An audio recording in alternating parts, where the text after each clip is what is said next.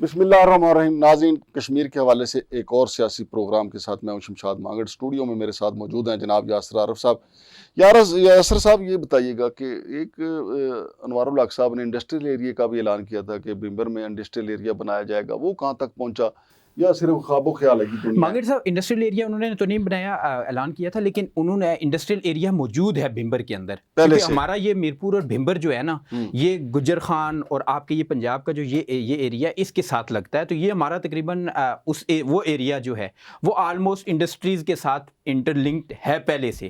لیکن بھمبر کے اندر وہاں پہ سگریٹ کی جو فیکٹریز لگی ہوئی ہیں، ماضی میں بھی بڑے تنازعات کا شکار رہی ہیں، اور موصوف نے جب آئے تھے تو ایک بڑا ایکشن کیا تھا. ایکشن یہ کیا تھا انہوں نے کہ مظفر آباد کے اندر ایک سگریٹ کی انڈسٹری جو فیکٹری لگی ہوئی تھی انڈسٹری، اس کے اوپر انہوں نے کریک ڈاؤن کروایا تھا، لوگوں کی جو بند کروا دی تھی، کچھ گرفتاریاں ہوئی تھی، اور بڑا ایک ایکشن اور بڑا شور مچا تھا کہ میں نے سگریٹ مافیا پہ ہاتھ ڈال دیا ہے. تازہ اطلاعات یہ ہیں کہ بھمبر کے ان کے آبائی علاقے کے جو انڈسٹریل زون ہے وہاں پہ جو وہاں پر سے روزانہ کی بنیاد پہ سگریٹس کے تقریباً 10 ٹرک، تقریباً یہ رپورٹڈ ہے، مبینہ طور پہ یہ رپورٹ کیا گیا ہے کہ 10 ٹرک وہاں پہ ایک جو انڈسٹری ہے سگریٹ انڈسٹری، وہاں سے پاکستان کے ایریا میں روزانہ کی بنیاد پہ رات کو ٹریول کرتے ہیں، راتوں رات کشمیر سے، جو مکمل طور پر غیر قانونی ہے.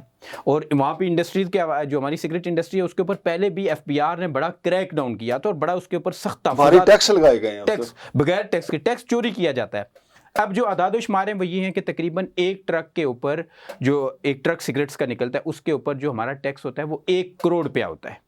1 کروڑ روپے کا ٹیکس جو ہے نا ایف بی آر کی طرف سے ہوتا ہے. لیکن وہ ٹیکس چوری کر کے تو وہ ٹرکس وہاں سے نکالے جا رہے ہیں، یعنی 10 ٹرک کی ایوریج ہے تو 10 کروڑ کی روزانہ 10 کروڑ روپے کی روزانہ کی ڈکیتی. یہ وزیر اعظم کے اپنے آبائی علاقے کے اندر سے روزانہ کی بنیاد پہ یہ رپورٹ کیا گیا ہے. جہاں سے یہ 10 ٹرک نکلتے ہیں وہ یہ امپورٹڈ سگریٹ ہیں یا وہاں پہ بنتے ہیں کشمیر میں؟ دیکھیں، وہاں پہ یہ انڈسٹریز کے حوالے سے پہلے ایک رپورٹ آ چکی ہے، جتنے بھی کشمیر کے اندر ہیں وہاں پہ امپورٹڈ سگریٹس بنائے جاتے ہیں. ہر طرح کا سگریٹ وہاں پہ بنایا جاتا ہے. امپورٹڈ سگریٹ بھی وہاں پہ جعلی اس کو لیبل لگا کے بنایا جاتا ہے. یہ ایک بڑا بزنس ہے، اور اس حوالے سے آزاد کشمیر جنت ہے سگریٹس کے حوالے سے، اور ٹیکس بھی چوری کیا جاتا ہے. اس کا ایک پورا ریکارڈ ایف بی آر نے ماضی کی گورنمنٹ میں بھی اس کے اوپر سخت ریزرویشن دی تھی کہ یہاں پہ اتنا بڑا ٹیکس چوری ہو رہا ہے. اب یہ جو انوار سرکار کے زیر سایہ اس وقت ہو رہا ہے، تو وہ جو انڈسٹری ہے سیزن نام کی وہ انڈسٹری ہے، اس کے بارے میں یہ سوالات اٹھائے جا رہے ہیں کہ پتہ کیا جائے کہ اس کے اندر شیئرز کس کس کے ہیں. اور وہ شیئر جو ہے نا، شیئرز کے لوگ اگر یہ تحقیقاتی ادارے تحقیق کریں کہ وہ شیئرز کن کن لوگوں کے ہیں. تحقیقاتی اداروں نے تحقیق کر بھی ہو. یہ ہے رپورٹ کہ ایک بڑا قومی سطح کا ایک ادارہ اس کے اوپر تحقیق کر رہا ہے، اور آلموسٹ وہ کسی نتیجے پہ پہنچ چکا ہے. لیکن اس کے اوپر کیونکہ یہ جتنے بھی ٹیکس چوری کا معاملہ ہے، ڈالرز کے حوالے سے چوری کا حوالے سے معاملہ تھا، اور دیگر جو مافیاز تھے ان کے اوپر ہاتھ ڈالا تھا. سابق موجودہ ہمارے آرمی چیف ہیں، انہوں نے ایکشن دلوایا تھا کچھ عرصہ پہلے پورے پاکستان کے اندر، آپ کو یاد ہوگا. تو یہ سوال اس وقت آرمی چیف سے چیف کی طرف جاتا ہے کہ اس بھمبر کے اندر جو یہ نشاندہی کی گئی ہے اس کے اوپر شفاف تحقیقات کی جائیں کہ یہاں پر سے اتنا بڑا یہ سمگلنگ اور اتنا بڑا دھندا جو کیا جا رہا ہے پاکستان کے اندر، جو سگریٹ بیچا جا رہا ہے، اس کے پیچھے کون لوگ ہیں اور یہ کس کی ذمہ داری ہے یہ چیز روکنا. یہ بڑے سوالات ہیں جو جنم لے رہے ہیں، اور یہ انوار سرکار کی گڈ گورننس کے زیر سایہ، میں پھر کہتا ہوں مبینہ طور پہ یہ ان کے زیر سایہ یہ چیزیں کی جا رہی ہیں، وہاں پر سے ہو رہی ہیں. اور برنالہ ایوان آباد کے راستے یہ ٹرکس جو ہے نا روزانہ کی بنیاد پہ پاکستان کے ایریاز میں جا رہے ہیں. یار اب یہ کشمیر اسمبلی کی مدت کتنی باقی ہے؟ ابھی تو تقریباً ہمارے 2 سال باقی ہیں. 2 سال باقی؟ جی 2 سال باقی. اچھا 2 سال باقی ہیں تو اس کا مطلب ہے کہ ان کے لیے کھیلنے کے لیے کافی اور باقی ہیں، تو یہ کافی کرپشن کریں گے. بالکل کریں گے. وہ بڑے طریقے سے کر رہے ہیں. انہوں نے پہلے اپنی باؤنڈریز اور فیلڈنگ کے اندر سارے لوگوں کو فکس کیا. اور میں آپ کو ایک مانگڑ صاحب کی دلچسپ بات بتاؤں، جو چیزیں سامنے آ رہی ہیں نا، کیونکہ انہوں نے سسٹم کو ہائی جیک کر کے رکھا ہوا ہے، بیوروکریسی کو دبایا ہوا ہے پورے سسٹم کو. تو جب کل ان کے جانے کے بعد آزاد کشمیر کے اس دور حکومت کے کارہائی نمایاں عظیم سامنے آئیں گے نا، تو وہ آزاد کشمیر کی 76 سالہ تاریخ کو شرما دیں گے.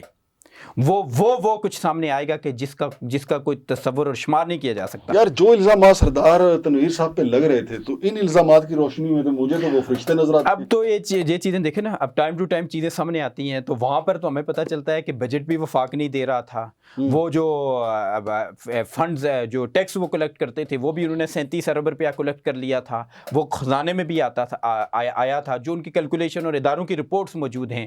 دیگر حوالوں سے بھی وہ باہر سے این جی اوز کو, international world Islamic development bank, Saudi Arabia سے ڈفرینٹ فنڈز کر کے وہ اس ریاست کے اندر چیزیں لائی گئی اس دور کے اندر. یار ہمارا قومی المیہ ہے کہ ہم جس طرح ایوب خان صاحب جب چلے گئے تو پھر ہم نے ٹرکوں کے پیچھے لکھ دیا تیری یاد آئی تیرے جانے کے بعد.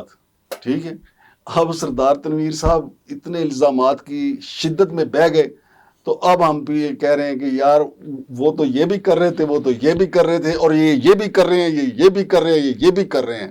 یعنی اب تو کرپشن کی جو گنگا ہے اس کے سارے موگے ٹوٹ گئے.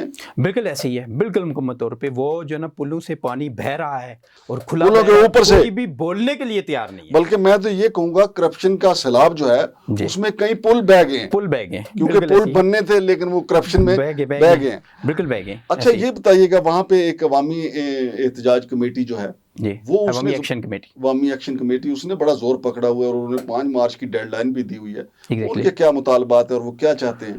دیکھیں 2-3 ان کے بنیادی مطالبات ہیں, اور ان کے وہ مطالبات ہیں جن کو پرائم منسٹر موجود جو ہے انوار الحق صاحب انہوں نے خود انڈوز کیا اور پبلکلی کیا میرپور کے اندر وکلاء کے کنونشن سے خطاب کرتے ہوئے کہ آپ کے جو بھی مطالبات ہیں وہ جائز اور صائب مطالبات ہیں, اور میں آپ کا شکر گزار ہوں کہ آپ نے یہ ان مطالبات کے لیے آپ سڑکوں پہ آئے.